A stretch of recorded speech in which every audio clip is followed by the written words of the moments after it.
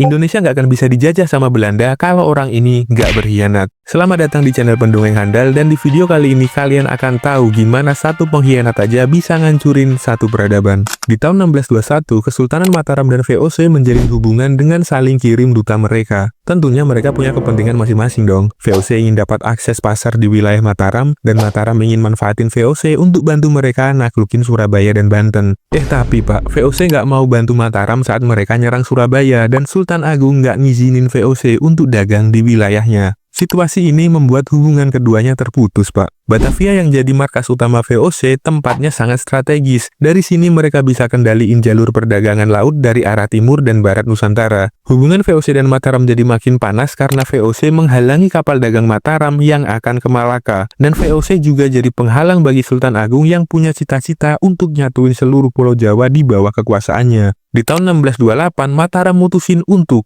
nyerang Batavia. Misi ini dipimpin oleh Tumenggung Bahureksa yang berangkat pada bulan Agustus dengan 900 pasukannya. Awalnya mereka pura-pura nawarin dagangan kayak sapi, beras, dan kelapa ke VOC supaya kapal-kapal mereka bisa mendekat ke pelabuhan. Tapi VOC waspada, Pak. Kapal-kapal Mataram diizinin menepi satu persatu di pelabuhan dan harus dijaga oleh tentara mereka. 3 hari kemudian, 20 kapal Mataram tiba-tiba datang dan nurunin 1000 pasukan dekat benteng mereka. VOC langsung masuk mode bertahan tuh. Mereka memasang meriam di benteng-bentengnya dan menghujani kapal-kapal Mataram dengan meriam. Keesokan harinya, setelah semua pasukan berhasil ke daratan, mereka mengibarkan panji perang Mataram dan nyerang benteng Hollandia yang ada di sebelah tenggara kota. Perang sengit terjadi, Pak. Meskipun kalah peralatan perang, pasukan Mataram tetap maju. Benteng pertahanan VOC ternyata sangat kuat loh, karena dibangun mirip seperti benteng-benteng di Eropa yang dilengkapi parit dan dijaga regu tembak. Mataram kewalahan saat itu. Bala bantuan mereka datang pada bulan Oktober yang dipimpin oleh Pangeran Mandureja, dan sekarang kekuatan Mataram sekitar 10.000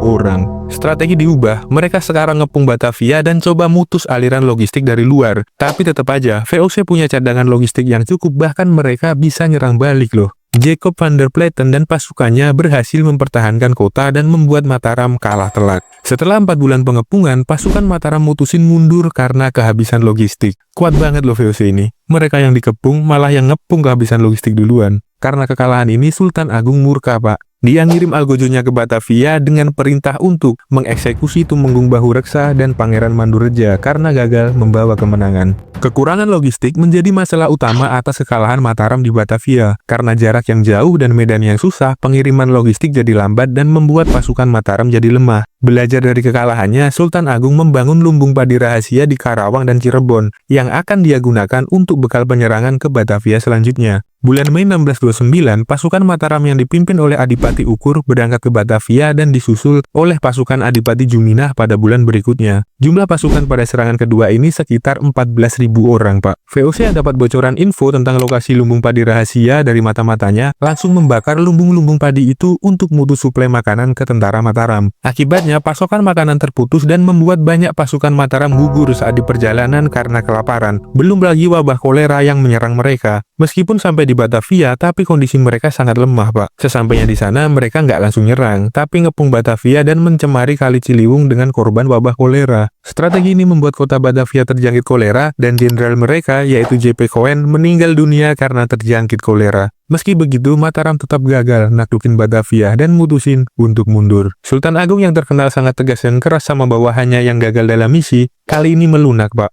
Dimaafkan mereka semua, bahkan masih dibiarkan untuk megang jabatan. Cuma satu orang yang dia cari, yaitu Tumenggung Edranata. Edranata yang dulunya terkenal setia kepada Sultan Agung ternyata membelot karena tergiur oleh tawaran VOC yang nawarin harta dan janji jabatan kepadanya. Dia jadi impostor, Pak. Tugasnya adalah bocorin informasi penting dan sebisa mungkin membuat Mataram lemah dengan pengaruhnya. Sebelum perang dengan VOC, Edranata memfitnah Gubernur Pati yang masih iparnya Sultan Agung. Katanya dia sedang merencanakan pemberontakan tuh. Sultan Agung yang terpengaruh dengan Edranata langsung menyerang Pati dan pecahlah perang saudara. Perang ini membuat banyak pasukan gugur dan mengakibatkan kerugian yang besar. Karena pengkhianatan ini, Tumenggung Edranata dihukum dan dimuti-muti jadi 3 bagian. Kelapanya dipajang di alun-alun Batavia sebagai peringatan ke VOC kalau mata-mata mereka udah ketangkep, kakinya dibuang ke laut sebagai simbol pengusiran, dan tubuhnya dikubur di bawah tangga menuju makam Raja-Raja Mataram di Imogiri. Sampai sekarang, siapapun yang mengunjungi makam Raja Mataram akan nginjak kuburan ini. Hukuman ini ditujukan untuk menghinakan Edanata selamanya dan memberi peringatan ke generasi selanjutnya. Itulah hukuman jika berani jadi impostor. Dan karena kekalahan Mataram ini, VOC jadi lebih kuat pengaruhnya di Pulau Jawa. Mereka selalu mencari mata-mata dari kalangan elit kerajaan untuk ngalahin lawan-lawan mereka. Gimana nih menurut kalian? Silahkan saling cakar di kolom komentar.